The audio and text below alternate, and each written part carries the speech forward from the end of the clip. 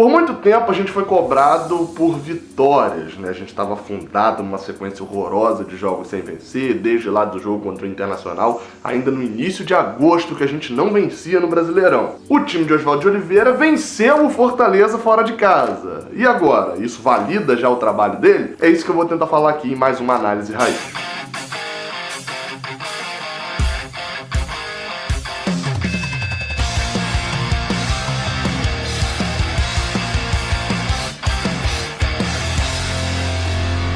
Seja bem-vindo, você guerreiro de todo o Brasil, de todo mundo, aqui é o canal Rede Tricolor. Eu sou o Gabriel Amaral, jornalista e tricolor, e estou aqui para analisar essa partida de Oswaldo de Oliveira. Na verdade, eu já analisei o jogo entre Fortaleza e Fluminense, nessa análise pocket que está aparecendo aqui no card, eu acho, devo colocar aqui no card. Porém, como eu analiso logo após o jogo e falo muito ali do que aconteceu dentro das quatro linhas, etc., eu acabei não colocando naquele vídeo, enfim, não tinha tido uma análise mais profunda sobre a questão do Oswaldo de Oliveira, o tempo técnico ali do Fluminense que ele teve para trabalhar e principalmente as respostas da coletiva dele. São respostas muito importantes pra gente analisar também o Fluminense hoje. E é importantíssimo avisar que este vídeo aqui está sendo patrocinado pelo aplicativo OneFootball. Esse aplicativo que está presente em mais de 180 países, é um aplicativo aí conhecido por todo mundo e que tem resultados, notícias, tem muita coisa legal. Então você vai e baixa no seu celular, o link está aqui na descrição para você baixar, beleza? Seguimos o vídeo.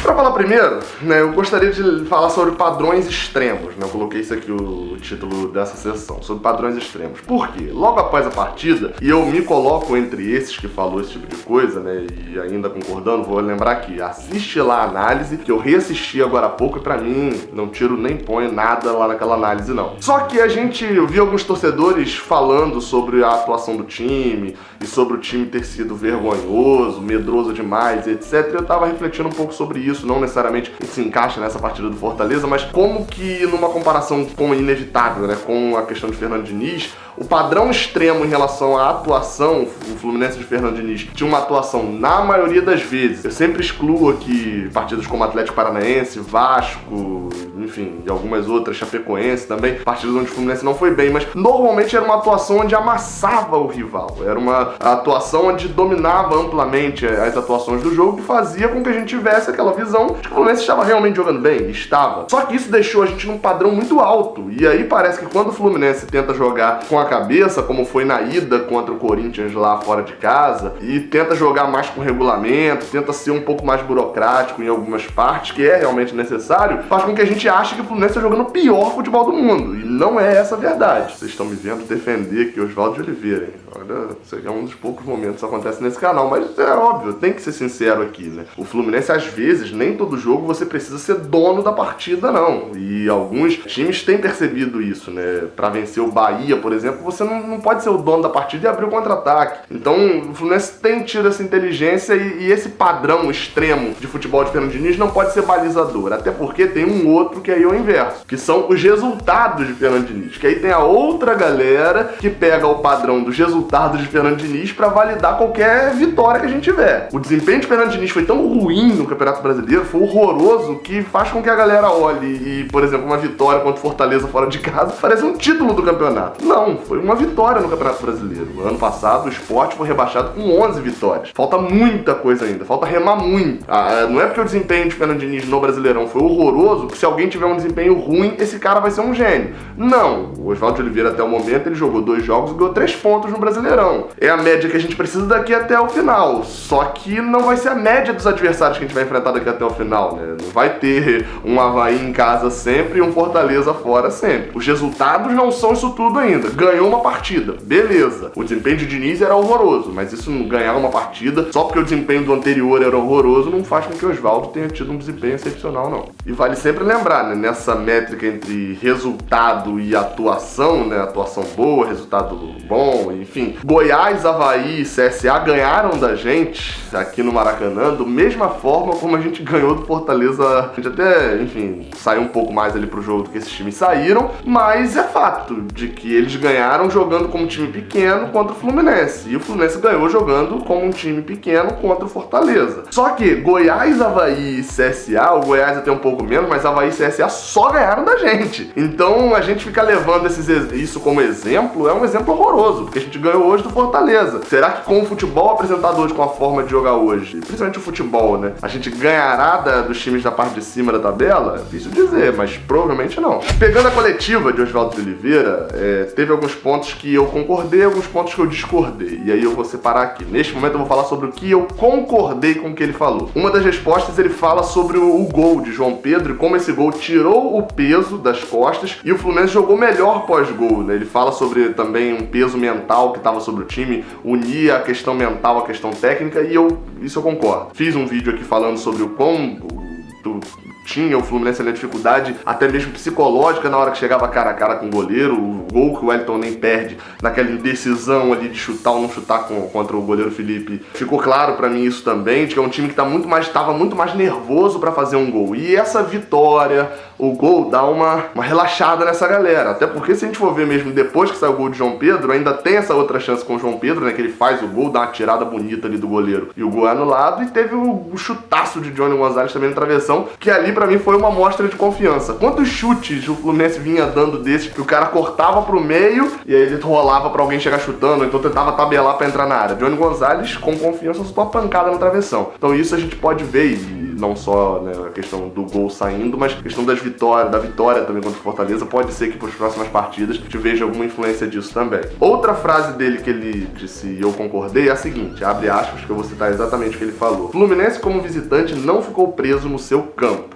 Concordo com isso. De fato, a gente, pegando esse jogo contra o Fortaleza, não dá pra chamar o Oswaldo de Oliveira de retranqueiro de maneira nenhuma. Ele entrou contra o Fortaleza, pra mim, até exposto demais, só com o Ayrton ali de volante, Ayrton que num extremo do pesado, não sei como vai ser contra o Palmeiras, se a gente ainda tiver sem ala, e ele entrou só com um volante e atacou em alguns momentos ali, do meio pro final do jogo, é o que eu vou falar daqui a pouco, na parte em que eu discordo. Ele até abdicou de atacar, mas a formação ofensiva permaneceu até o final. Então, retranqueiro não é uma característica que cabe para o Oswaldo de Oliveira agora, não. Só que, como eu falei, tem coisas nessa coletiva que eu não concordo. E a primeira é quando o repórter faz uma simples pergunta para ele, dizendo de que o time continua com a questão do toque de bola, que é uma marca do Fernando Diniz, antigo treinador do Fluminense. E aí ele foi perguntado se isso ainda é resquício do Fernando Diniz, se isso é uma coisa que ele tem na cabeça mesmo e tá querendo continuar implementando. E aí a resposta dele eu achei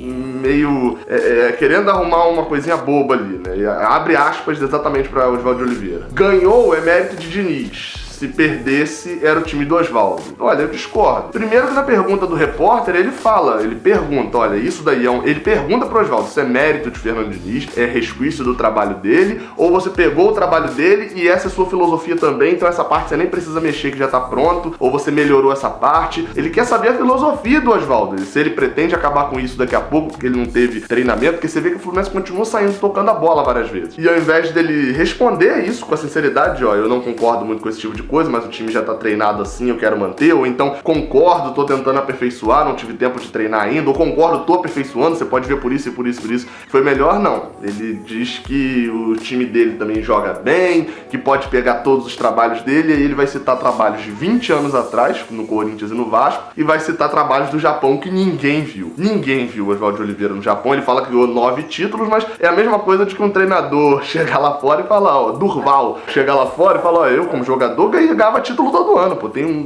e aí vai ver, e são títulos estaduais com o Sport e com o Santos. Então nessa hora aí eu discordo dele, acho que ele poderia ter sido um pouco mais sincero e falado mesmo, né, o que ele pensa sobre isso, ao invés de querer atacar, de repente, um antigo treinador, então de querer comprar essa briga de que ele é o coitadinho da história, de que a torcida não gosta dele, e que meio que criar rixa ali com o Fernando Diniz. Achei bobeira. Outra coisa que ele disse na coletiva que eu discordo é a seguinte, abre aspas, as melhores chances do jogo foram nossas. Eu até concordo de que o time criou uma quantidade, assim como eu falei na frase anterior, né, de que o Fluminense, como visitante, não ficou preso só no seu campo, não foi um time totalmente retrancado, etc. Concordo. Agora, dizer que as melhores chances foram nossas, o Fluminense teve uma grande chance com o Wellington Nem, e de resto foi Muriel salvando bola atrás de bola do Fortaleza. O Wellington Paulista teve 2 chances dentro da pequena área, sozinho, e um delas até sai o gol depois do Fortaleza, que é anulado. Então, assim, vamos aqui, Oswaldo Oliveira, calma.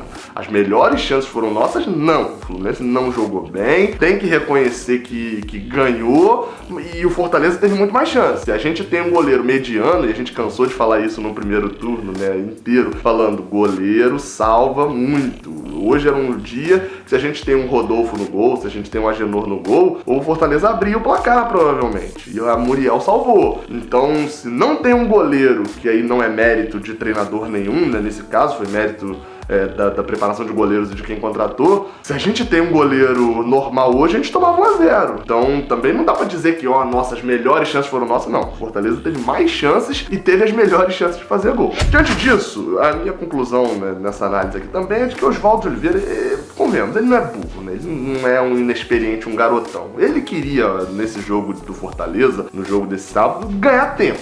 Um empate, ele garantiria o emprego dele, ganharia tempo, um respiro para ele poder tentar conhecer melhor o elenco. E aí acabou surgindo uma vitória, o que fez com que ele se garantisse totalmente no cargo, mesmo se ele perder do Palmeiras, né? Ele tá absolvido, mesmo com uma derrota pro Palmeiras, ele não vai ser demitido. E por que ele queria tempo? Porque ele precisa conhecer o elenco. Oswaldo Oliveira, convenhamos, Oswaldo Oliveira não tava no Japão assistindo Fluminense CSA, assistindo Fluminense Ceará. Ele não tava. Ele chegou no Brasil e a imagem que ele tem de Ayrton e de Gilberto é a do Botafogo que ele jogou lá atrás. Ele não tava acompanhando Gilberto no ano passado numa fase boa, Gilberto nesse ano numa fase ruim, o peso que Ayrton chegou no início do ano e o quanto que a mobilidade dele tá comprometida. Ele não tava acompanhando nada disso, ele não sabia quem era Alan, quem era Caio Henrique, e ele não sabia quem era Caio, porque esses titulares você pega várias informações. Agora, quem é Caio? Quem é Pablo Diego? Ele não sabia disso. Por quê? Porque a mídia, né, em geral não sabe, só quem sabe somos nós especializados em Fluminense. Então ele precisava conhecer os jogadores, ele ainda tá conhecendo, ele tem 3 semanas e pouca no cargo. Então ele precisava manter o cargo dele para ele poder conhecer o elenco e ver como ele vai trabalhar. Eu considero isso errado da parte dele?